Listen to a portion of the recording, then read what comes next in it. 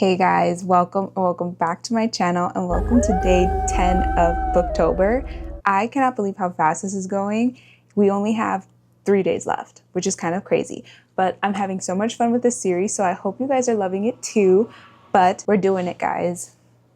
We're reading Stephen King's It for this video. I'm looking forward to it. I'm a little nervous, not so much for the length. I've read long books before.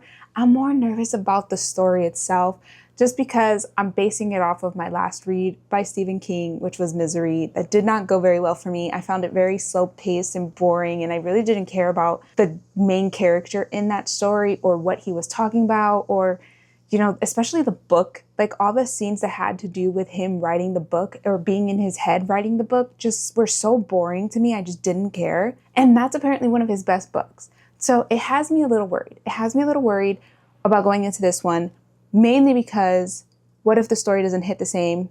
And what if I'm very bored and it's 1,000 pages? That's what I'm worried about. But I'm hoping that because I've seen the movies, I already have an idea of what this is about, it's not going to be that bad. That's what I'm hoping for, but we'll see. We are going to be starting this one today, and we'll see how it goes. A lot of you guys told me to just read it. It's worth it. I'm hoping you guys are right because we're doing it. Regardless, we're doing it. If we're having a good time, if we're having a bad time, it's going to get read. So we'll see how it goes, but I'm so excited. It is almost Halloween, which is super exciting. I just love this season. I love the leaves changing and the weather and the movies. I am a big spooky girl. I love Halloween movies. So getting to read spooky books, especially like knowing that after I read this, I could watch the movies again or watch the movies while I'm reading it, because I probably will do that.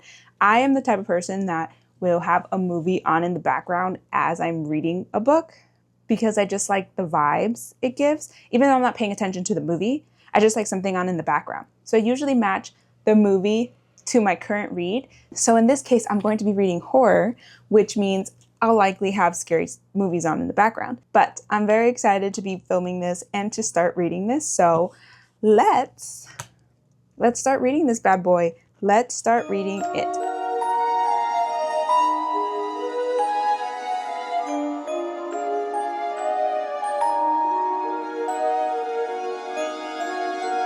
Hey guys, I am back. I don't think I have updated you guys yet. It has been a while since I've touched this book because I've gotten busy with other books, but I am finally ready to dive in. I have decided that this vlog is going to be kind of like my full thoughts spoiler vlog, so just be aware of that. But as of right now, I'm on page 72, which is chapter 3. So like I'm on chapter 3 in chapter 3 in part 1, I believe. This book is so long that it has like different parts, and within each part there are chapters, and within each chapter there are like sub-chapters. So right now I'm on part 2, chapter 3. No. Where am I? No, I'm on part 1. Sorry, I'm trying to figure this out myself. Okay, no. I'm on part 1, chapter 3, and then chapter 3 of chapter 3, if that makes sense. They're all broken up into like little sub chapters within the chapter. But I think I'll say I'm on chapter 3 part, no, because it's also broken into parts. You see how complicated this is? I'm on part 1, I'm in chapter 3, and I'm in the 3rd section of chapter 3. Got it. Okay, that's where I'm at. Anyway, I'm on page 72. I'm like maybe 5% into this book. I have a very long way to go, but I thought I'd update you guys anyway. But my immediate thoughts are, man, does Stephen King love to put detail into his books. I will say this is already very familiar to me. It starts off pretty much the same way as I think the movies do, but I think I've only seen the original It, I think, once, and if I'm not mistaken, it was a combination of the two, and it would go back and forth between the kids versus the adults. I could be wrong. I haven't seen that movie in so long. I've seen more so the recent ones, which are two separate movies following the timelines. But in this case, it starts off the way I think all the movies start off, except obviously for part 2 of the newer one. But we're following Charlie. His brother helps him make a little boat so that way he can go sail the boat outside in the rain. His brother can't go with him because he's sick, so Charlie goes by himself. He's chasing his boat as it's flowing down, the current of water. And that's where he runs into It the clown. And that's when, he essentially gets, I don't want to say eaten, but I guess he gets eaten by the clown, right? And then the second chapter in part 1 is like 30 years later or something like that. Because this one is 1984 and the Charlie chapter is 1957. So it's like a little over 20 something years. But either way, this one is 20 something years later, and it's like essentially another occurrence with the clown. And this one's following two guys that are dealing with bullies, essentially, right? Because the two guys that get attacked, or specifically one guy gets attacked more so than the other, but they're a gay couple, and the guys that attack them don't like the fact that they're gay, and they have problems with one of them's wearing this dairy hat, and they essentially tip him over the bridge, and the clown encounter happens when he falls into the water. So it kind of seems like they're indicating that the clown is who killed him, not the guys that tipped him over. But because how are they going to prove that in court? The guys that tipped him over are the ones that get charged with it. But either way, it starts off by giving us two encounters with the clown. And then in chapter 3, it's a year after the event with the two guys and the bullies, essentially. It's a year later, and now we're following up on some characters who, if you've, I guess, already seen the movie, you already know who these characters are. But the first sub-chapter, I guess, is following Stanley. This one, I think, was very interesting to read because Stanley's chapter is essentially told in the perspective of his wife, which I get why when you realize what happens to Stanley at the end, like he does end up committing suicide, which I have thoughts about that. But he does end up committing suicide. And the reason why the chapter's told in like the wife's perspective is because she's the one that finds him. But my only issue, because this chapter was so long, and my issue with it was the detail. There is so much detail in this chapter about his wife and her family and their meeting and their marriage and them getting together that when you really think about the story as a whole, really doesn't feel like it's that important.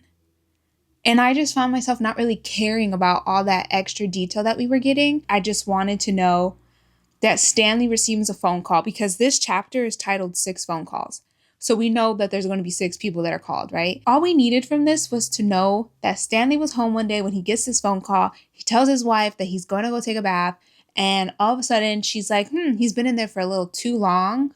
Let me go check on him, and then find him essentially deceased in the bathtub, right? Like that's all we needed from this whole entire chapter. Richard's chapter read way better. Mainly, and I don't know if it's because I was in the chapter or we were in the perspective of Richard and he was the one actually talking, or, I don't want to say talking, but like narrating his chapter, like we were following him, that it made it somehow more personable. Like I was like, okay, I know you're a character that we're going to follow and we're going to be invested in. But I don't know, the first chapter in that, I just felt so bored reading it because I just didn't care about Stanley's wife and them meeting. Like I didn't care about that. I just cared about Stanley receiving the phone call that we're expecting him to receive. So either way, each of them are having, so far it seems, a different reaction to these phone calls. So like I said, Stanley does end up committing suicide, and then his wife ends up finding him right after he receives this, whatever this phone call is. And that's the thing. We don't technically, as of now, know who was the one that called him or what was said on the phone call. We just know that he received the phone call. And it's kind of like whatever this phone call was is what drew Stanley to kill himself. In Richard's chapter, he ends up, I think he's like a stand-up comedian or something like that. But either way, he has like a show that he was supposed to do, but he ends up calling his like manager to tell him that he cannot do his show because he has a commitment that he made back when he was a kid, and he needs to essentially uphold that promise that he made when he was a kid. So those are the two chapters we've read so far. The next chapter is Ben's. And yeah, so far I just think this book is so wordy. There's so much detail that I feel like not all of it is honestly necessary. And I feel like part of that excessive detail is taking away from the experience somehow. If I didn't already know what this book was about or what the movies are about, I feel like going into this right away, I would kind of feel bored just because I'm not seeing why all this detail is necessary, I guess. And maybe there are parts where this will actually like make sense or some of this detail will be useful later on. But as of now, that's kind of how I feel about it. Either way, I'm going to read and we're going to see how this goes. I'm hoping to get a good way through this one today. So we'll see how much I can read. But I'm on chapter 3. We're about to read Ben's chapter. So let's see what Benny Boy's been up to 20 years after the fact.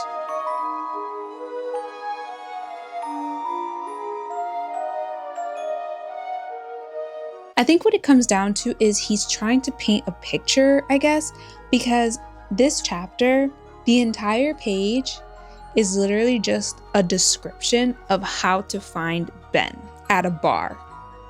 And instead of just saying like, on May 28th, 1985, Ben was at the Red Wheel. Instead, we're literally given an entire paragraph of just directions on how to get there. It's like, you would have had to drive west out of Omaha on Interstate 80. You'd have taken Sweet Home exit and then Highway 81 to downtown Sweet Home. Then you'd turn off Highway 92 at Bucky's High Hat Eat 'em Up Chicken Fried Steak. And once out in the country again, you'd hang a right on Highway 60. Like, this is the detail I'm talking about. There's so much detail that goes into all of this just for us to find Ben at this bar. That's it. I feel like in some cases it's helping paint a picture, but in other cases it just feels like mundane, unnecessary information. I don't know. I could be just a little bit picky here, but it just feels so unnecessary. I don't know. I'm gonna keep reading.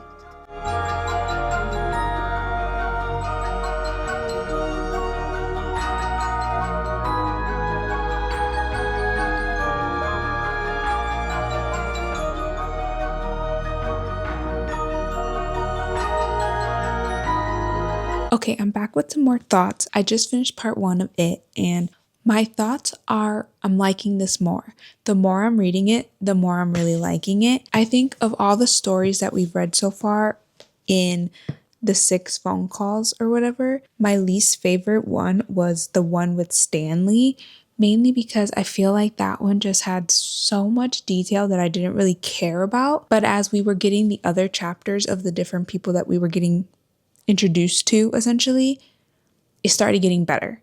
It definitely started getting better. And I really enjoyed the chapter on Mike, where he is essentially doing like a history of dairy and he's looking into the recurring history that keeps happening every 26, 27 years that has to do with children dying. And there's a pattern. And in this chapter, it's almost like the before the phone calls. So it's like him starting to notice that things might be starting up again, but he doesn't know just yet. He says he thinks, but he's going to wait because he knows that if he calls people, it's going to be kind of like just like this disruptive bubble.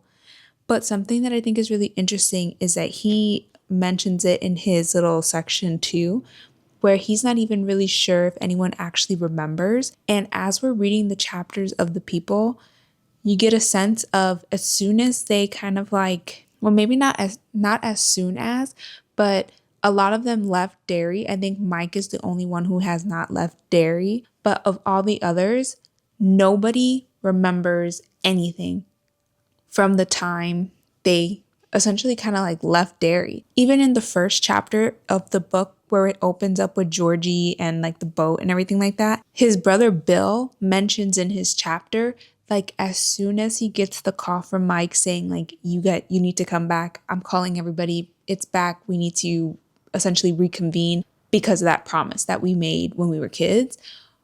Well, as soon as he gets that phone call and he's told about dairy again, like you need to come home to dairy, that's when he remembers everything. And he even tells, because Bill is married, he even tells his wife like, what do you know about me? What do you know about my life? And she mentions that she knows he has a brother that passed away.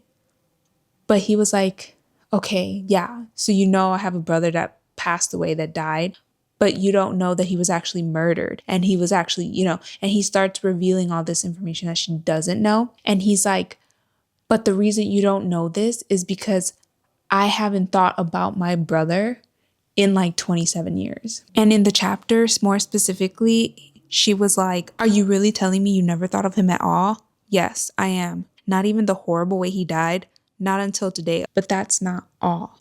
What do you mean? It isn't just Georgie that's been in the black hole. I haven't thought of Derry itself in 20 years. It's like having a case of amnesia so bad you don't know you've got it. And when Mike Hannon called, he said, hello, have I reached the Denborough residence? And I said, yes. And he said, Bill, is that you? And I said, yes. And he said, this is Mike Hanlon. It meant nothing to me. Then he said, from Derry. And when he said that, it was like a door opened inside of me and some horrible light shined out. And I remembered who he was. I remembered Georgie. I remembered all the others. And I think that's so crazy because as soon as they left Derry, they just forgot about their entire encounter. And that's why in all of the stories, we know they get a phone call, but we don't know why they're getting a phone call. And we don't know what they promised to go back to Derry for if it ever came back. So it's not until we get to Mike's chapter where he's essentially doing this whole history of Derry, kind of like, it says that it's written in almost like a diary entry more than anything. But reading this chapter, if you've ever seen the movie Jeepers Creepers, it kept reminding me of Jeepers Creepers, where like the whole Jeepers Creepers comes back every, 20 years or something like that, and he likes to eat. And that kept coming into my head every time I was reading this, because in here it said, haunted, often visited by ghosts or spirits. Haunting, persistently recurring to the mind, difficult to forget. To haunt, to appear or recur often, especially as a ghost. And one more. This one, like the last, is a definition of haunt as a noun, and it's the only one that really scares me. A feeding place for animals. That part got me, and towards the end of this chapter, he also says, haunted, haunting, haunt. Often visited by ghosts or spirits, as in the pipes under the sink. To appear or recur often, as every 25, 26, or 27 years. A feeding place for animals, as in the cases of George Denborough, Adrian Mullen, Betty Ripson, and the Albrecht girl, the Johnson boy. A feeding place for animals. Yes, that's the one that haunts me. This is getting good.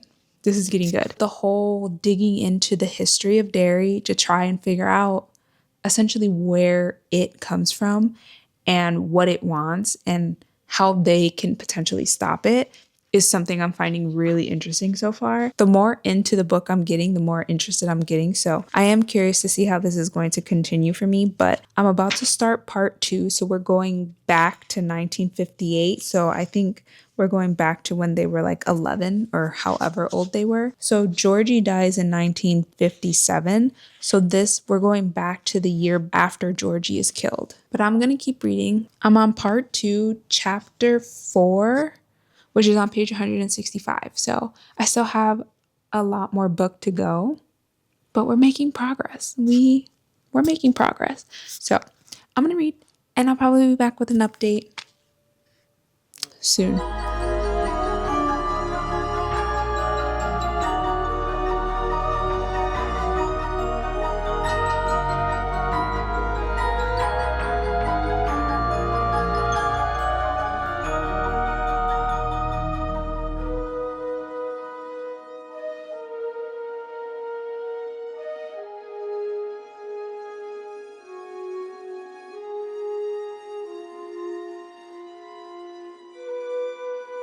Okay, guys, I am back with a bit of an update. I haven't checked in a while because I really wanted to put in a good amount of reading before I came back with another update. I am currently on page 44, so I just finished reading chapter 9, and I'm about to start Derry, the second interlude. So I think the last time I updated you guys was when I was reading Ben's chapter. he was on the plane coming back to Derry. How it was told was like he was on the plane and then all of a sudden he like drifts off into a memory.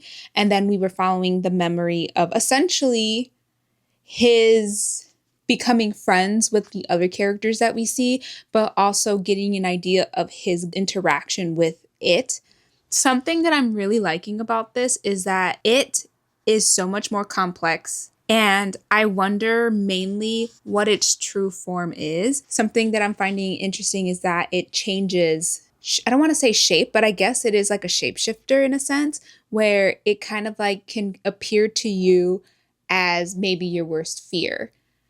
Like, for instance, Eddie, he's like terrified of getting sick, germs. Like, his mom very much instilled in him that he could get sick by pretty much anything and everything. So for him, it appeared as like a leper. So he was like terrified of catching this disease. But in other cases, he does appear what I assume is his maybe more comfortable form, because I do not think his normal form is a clown, but I think that's like the form he takes most because it's going to get kids to trust them, which is so freaking crazy to think about. But a clown is so something kids associated with fun, with like the circus. Like they're more trusting, I guess, of a clown. Although I'm sorry, clowns are creepy, so absolutely not. But the writing in this is definitely picking up a lot more, and I'm not sure if it's just because the story's kind of like going along, so the writing feels a little bit more faster paced. The detail we're getting into this is a lot more interesting when it comes to describing it. Even in Ben's chapter, his encounter with it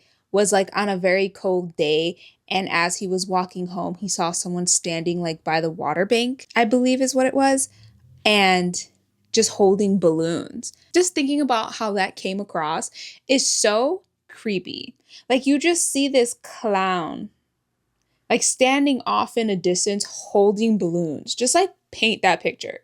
That's creepy. That's so creepy. And right now, currently where I'm at, we're going through everybody's story of their encounter with it. And something I think that was really interesting was a conversation between Richie and Bill, where Bill kind of comes to the conclusion of it being what killed Georgie. Obviously, aside from Georgie, there's been like a whole bunch of other kids that have gone missing and come up dead in very similar manners to Georgie. And there's like a chapter in here. I guess it's kind of like a chapter, but that's also going into detail about a kid who went missing and they don't know if it was it, like this person that they're trying to find that's taking and killing children, or if it was the stepfather who was literally a trash human being and killed the missing kid's brother, which that entire story was just so sad and heartbreaking because like not only is this town being terrorized by this it thing, but there's also just like crappy parents in this. And I feel like a lot of our characters actually have kind of crappy parents. For instance, Bill's parents probably weren't crappy always, but losing a kid, I can't even imagine being in a situation where I lose my kid, right? And how that would impact me. But I just feel so bad for Bill's character. Like, he always talks about feeling like that space between his parents and it's just cold. And then he blames himself for it because he thinks that his parents think that Georgie going missing is his fault, which is just like so sad. Beverly's parents are also not really great. And something I think that's interesting is I think in the movies, Beverly's mom is not around, but in the book, she has like her mom and is present, but her dad is trash too. Like, her dad abuses her. And it's just kind of interesting to see like the family dynamics in this. Like, Eddie's mom, I think, definitely has like Munchausen's or something. And I'm like very much convinced that he does not have asthma. He just has very severe anxiety. And he's like associating with his asthma inhaler, whatever, as like it's almost acting like a placebo. And he thinks it's making it go away. But really, he just has anxiety because his mom is like crazy. But something I think is really interesting is that there's like a little Freudian thing going on here. That whole thing where when you get older and you're looking for a partner and you end up seeking out somebody who, and this is all subconsciously, but you end up seeking out a partner that kind of like reminds you of your opposite sex parent. So like if you're a girl, you're looking for a guy who has similar traits, similar kind of like reminds you of your father, and vice versa for if you're a guy looking for like a wife. You see that in Eddie and in Beverly, who in their future selves marry somebody who is very similar to their parent. And I just thinking about that was just kind of like crazy to see that in the story. Like I said, something that I thought was really interesting was the exchange between Bill and Richie, where Bill kind of like comes to the conclusion that this it that they're all having these weird encounters with is who probably killed Georgie. But he said, and I'm going to obviously remove the stutters because it makes it a little confusing, but he says, "Listen to me," Bill said. He began to speak very slowly, holding Richie's eyes with his own. Once more, he related the similarities between Ben's story and Eddie's, and tied those to what they had seen in the picture that moved. He suggested again that the cloud had murdered the boys and girls who had been found dead in Derry since the previous December. And maybe not just them. What about all the ones who disappeared? What about Eddie Cochran? Shit, his stepfather scared him off. Well, maybe he did and maybe he didn't. I knew him a little bit too, and I know his dad beat him. I also know he used to stay out nights sometimes to get away from him. So maybe the clown got him while he was staying away. Is that it? Bill nodded. What do you want then? Its autograph? If the clown killed the others, then he killed Georgie. And then they start planning on like how he's going to kill him.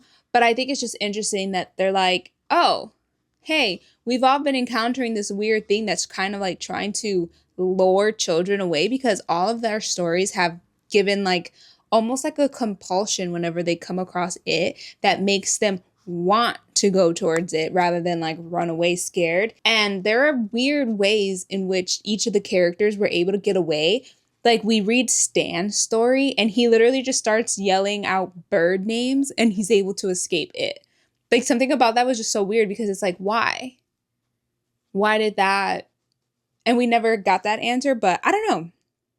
I'm definitely curious to know what exactly it is. Like, is it just like, I don't know, a demon creature? Because obviously, when we read the first prelude, I think, was it called the prelude? No, it was called, yeah, the first interlude, the one that was like from Mike's like journal kind of thing. But when we're reading that, we know that he kind of goes away and comes back. So is it like, okay, are you just like some creature?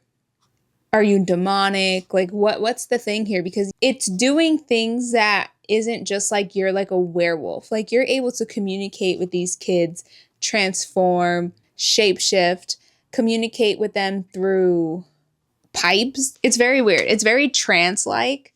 But I don't know. Yeah, something about this, it's definitely picking up. The story's definitely pacing out very well. I think the detail that we get into this is kind of creepy. Like there are scenes in here that genuinely just like are very creepy. Like we were following that Corcoran, whatever his name was, character, and there was like a description where it was just like, he looked behind him and saw the creature bearing down, its white poached egg eyes glittering, its scales dripping slime the color of seaweed, the gills up and down its bulging neck and cheeks opening and closing. Like that description alone is one so eerie, but so creepy and descriptive. And tell me you can't picture that. Like white poached eggs as a description for eyes, like you're picturing your eyes rolled in the back of your head, like almost like murky, almost like if you were to like mix milk and water together. That is what that color is. And it's creepy. This was our actual Eddie character.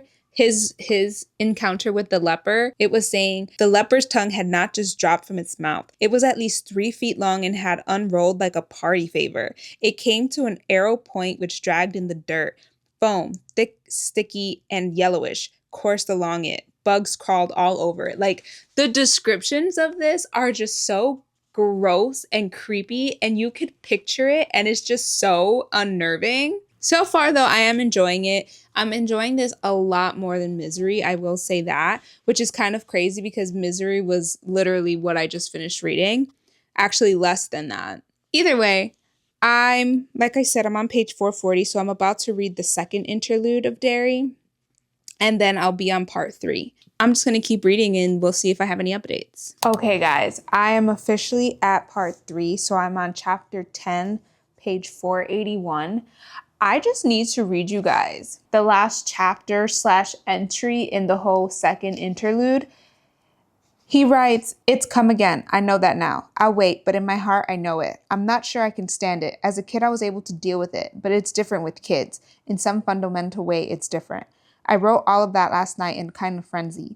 Not that I could have gone home anyway. Derry has been blanketed in a thick glaze of ice. And although the sun is out this morning, nothing is moving.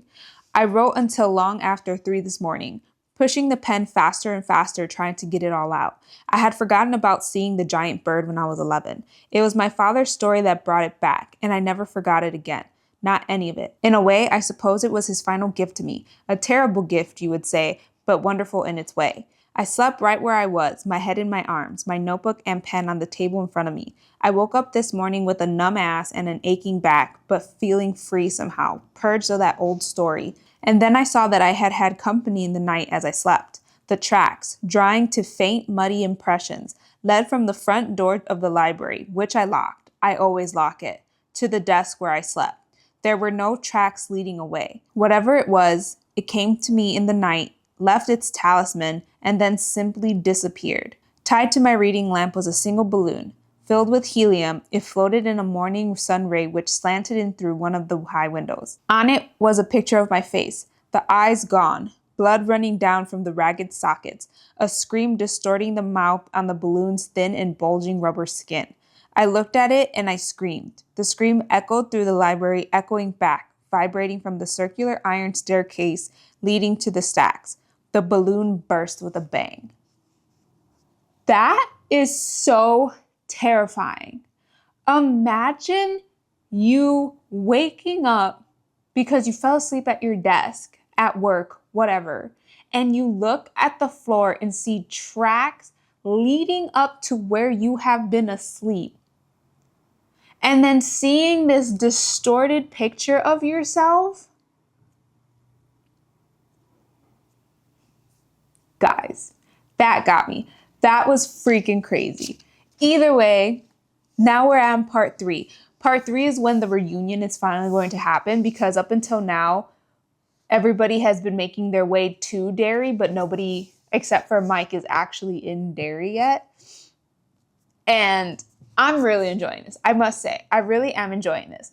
I don't know if I've actually given hey, what is this book about? So, for those of you who have never heard of it or have not read it, this whole entire video is a spoiler, but this story is told in a past-present timeline where we're jumping back and forth between when our main characters were children versus when they're adults making their way back to their hometown of Derry. The kids in the summer of 1958 essentially developed like this friendship and all relay these experiences that they're having that kind of indicate that their little town of Derry is a little more ominous than it appears to be. And it seems like none of the parents are aware of this, aside from the fact that they know that children are going missing and showing up dead.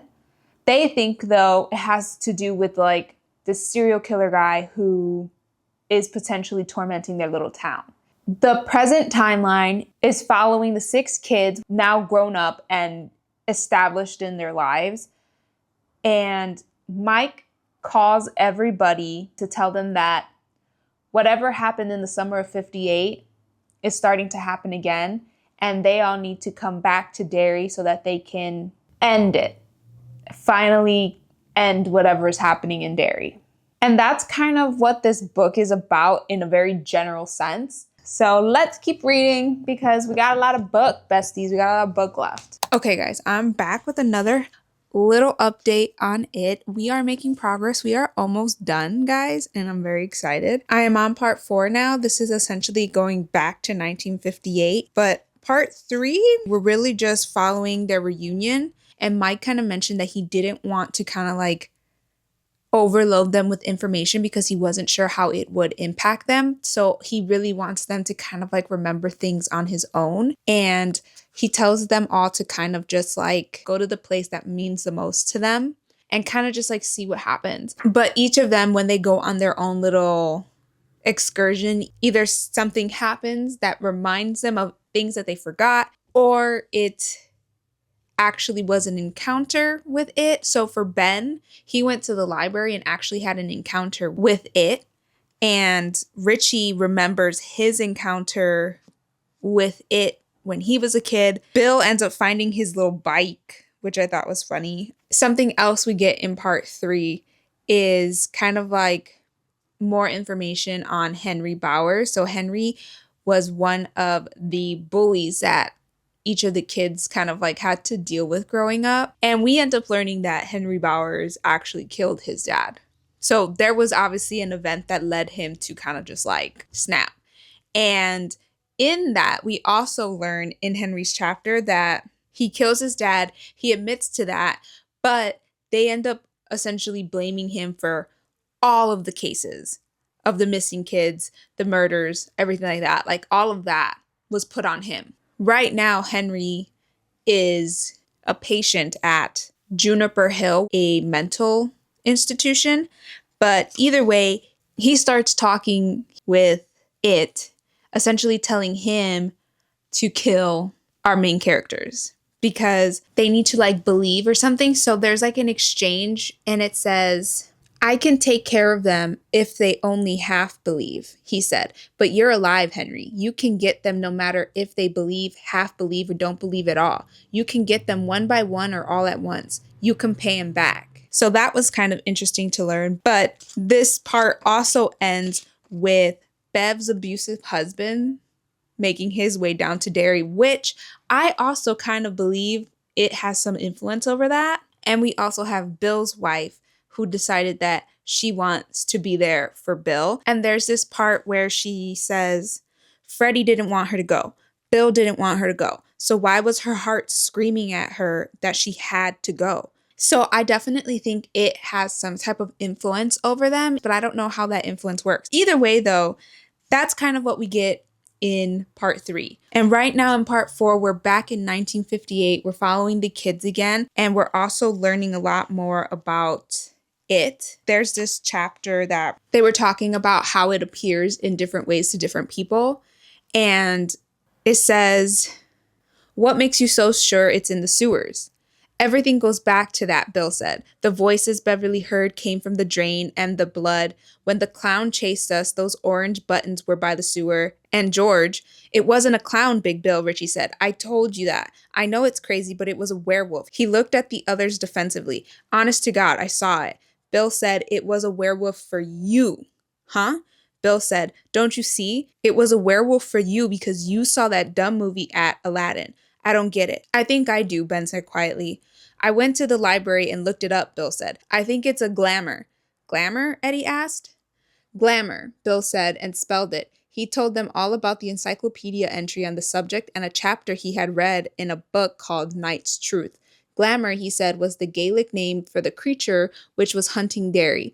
Other races and other cultures at other times had different words for it, but they all meant the same thing. The Plains Indians called it Manitou, which sometimes took the shape of a mountain lion or an elk or an eagle. The same Indians believed that the spirit of Manitou could sometimes enter them, and at these times it was possible for them to shape the clouds themselves into representations of those animals for which their houses had been named. The Himalayans called it Talas or Talas, which meant an evil magic being that could read your mind and then assume the shape of the thing you were most afraid of. In Central Europe, it had been called Elak, or brother of the Verderlac, or vampire. In France, it was Le Loup-Garou, or skin changer, a concept that had been crudely translated as the werewolf, but, Bill told them, Le Loup-Garou, which he pronounced Le Loup-Garou, could be anything at all. A werewolf, a hawk, a sheep, even a bug. That section kind of like goes into detail about what they think it is and how they could essentially get rid of it. Knowing that it's a shapeshifter or like a glamour, because it can take different forms, makes a lot of sense. And I'm curious to know how much more we're going to learn about it, but yeah, that's kind of where I'm at so far, but I'm going to keep going. So far, it's getting interesting, and I'm eager to know how we're going to defeat it because I literally don't remember from the movies.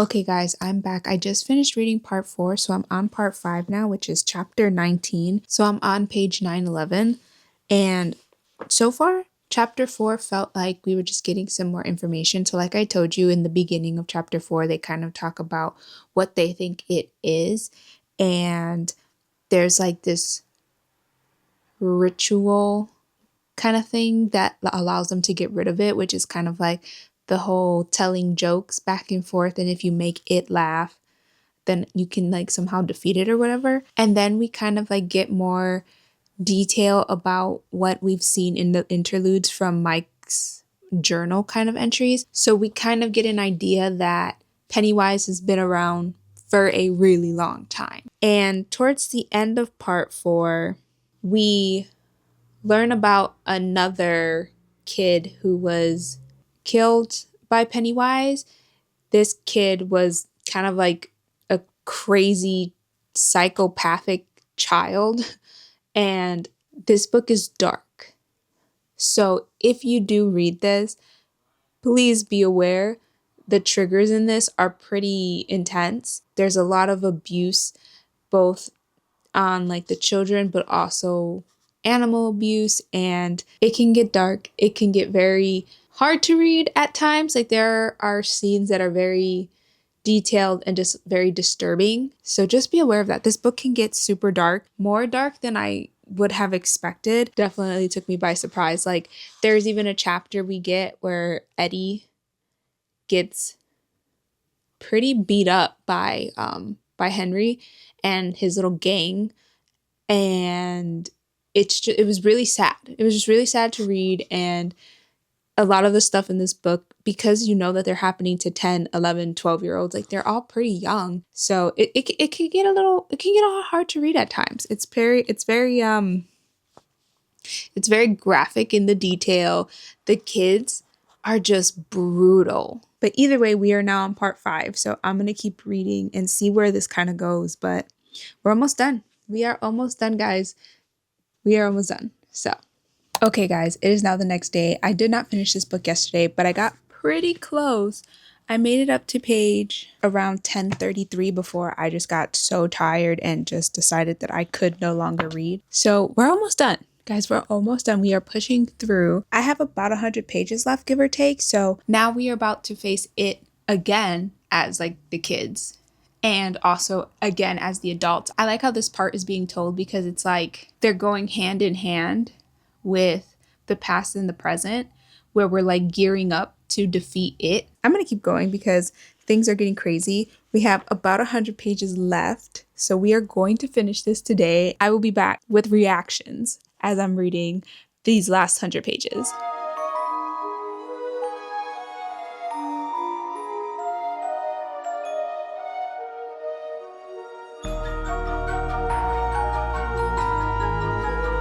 The turtle? The turtle? Are you kidding me? I'm the turtle, son. I made the universe, but please don't blame me for it. I had a bellyache. Guys, what is happening?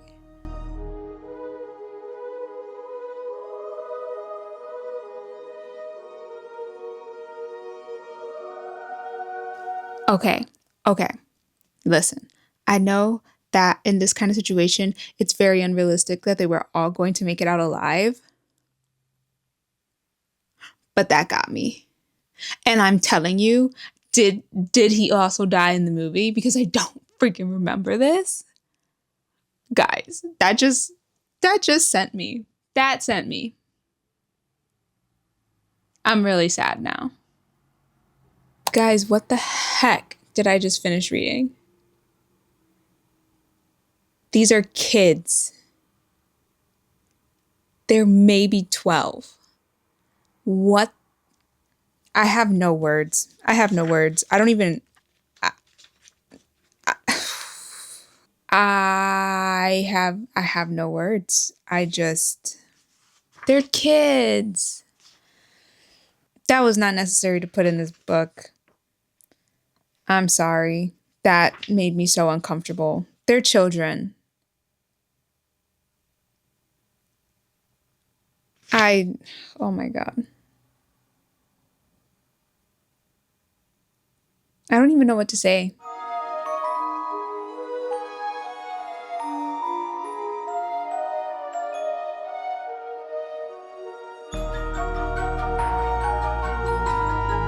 Okay, besties, we're here. We finally did it.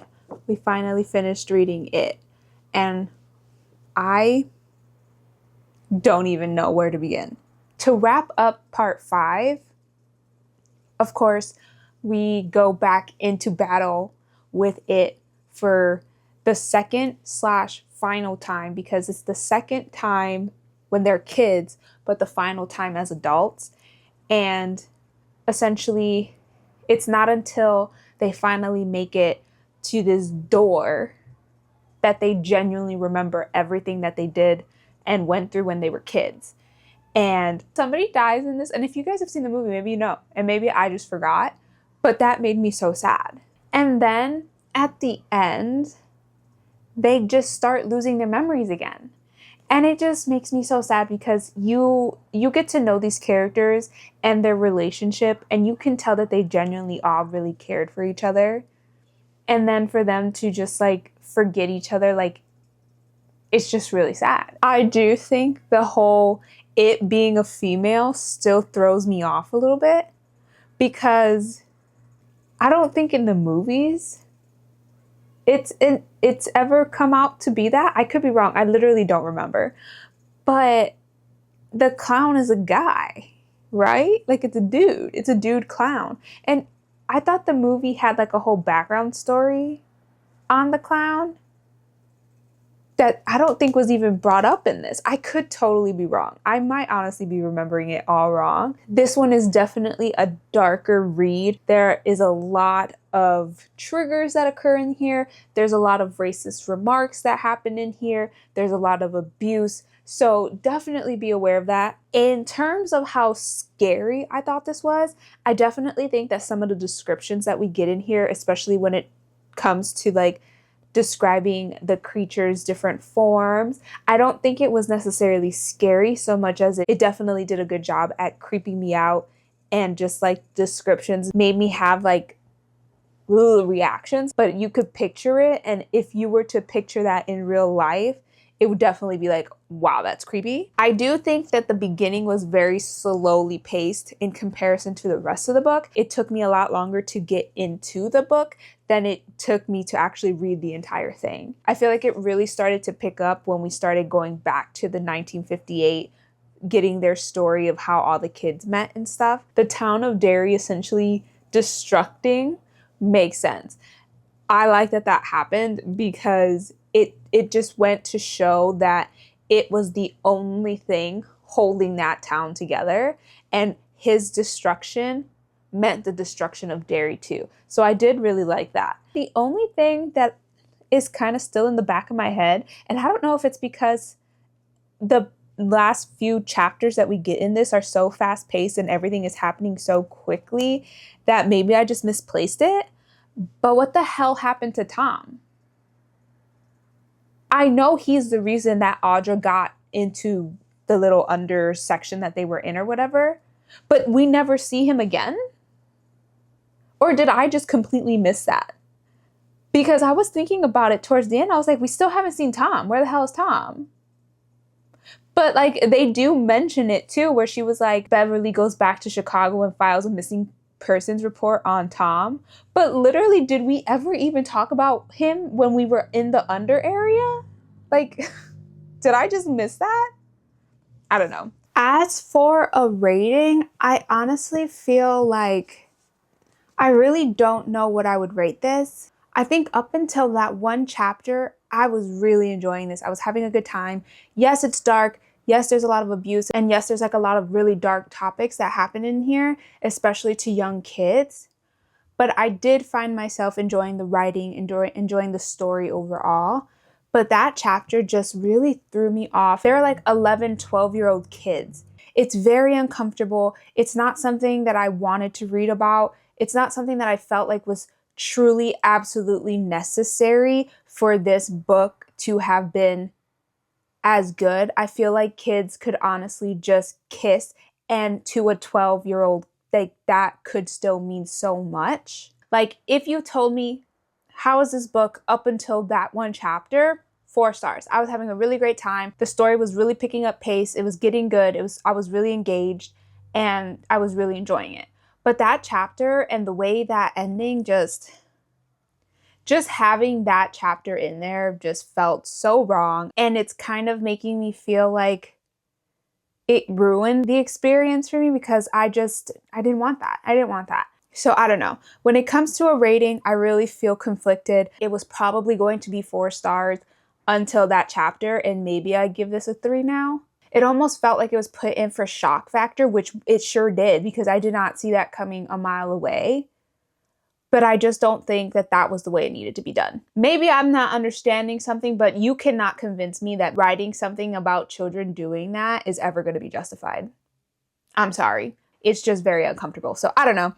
Either way, I think that's where I'm going to land on this. I just feel like that one chapter at the end really just took the good time I was having and just squashed it because I just felt so icky and gross after having consumed that chapter. So that's really sad and disappointing, but that does bring us to the end of this video. Honestly, guys, I feel like I've been filming this video forever now. I don't know, I don't remember when I started, but I feel like I've been filming this for a very long time. So to say that I'm finally done with this is very, very nice because I feel like I've been trying to get through this book for so long, but I was also trying to read other books and film other videos. So it was like, when do I have time to read this? So I'm so glad that I was finally able to dedicate the time I needed to get through this book, but I did, and we are here. We are done. Thank you guys so much for watching. I do hope you guys enjoyed. Please let me know all of your thoughts about this. I would love to discuss it with you guys because this book is big and I feel like you can have such a long discussion about all the intricacies of this book. It's kind of insane. Thank you guys so much for joining me on day 10 of 13 Days of Booktober. I'm so happy to be filming this series, so I hope you guys are enjoying it. As always, my links are down below if you want to follow me on Instagram, TikTok, Goodreads, all that fun stuff. It's down below. But thank you guys for joining me on this very big reading journey of this very big book. And I hope to see you guys tomorrow for the next one. Bye!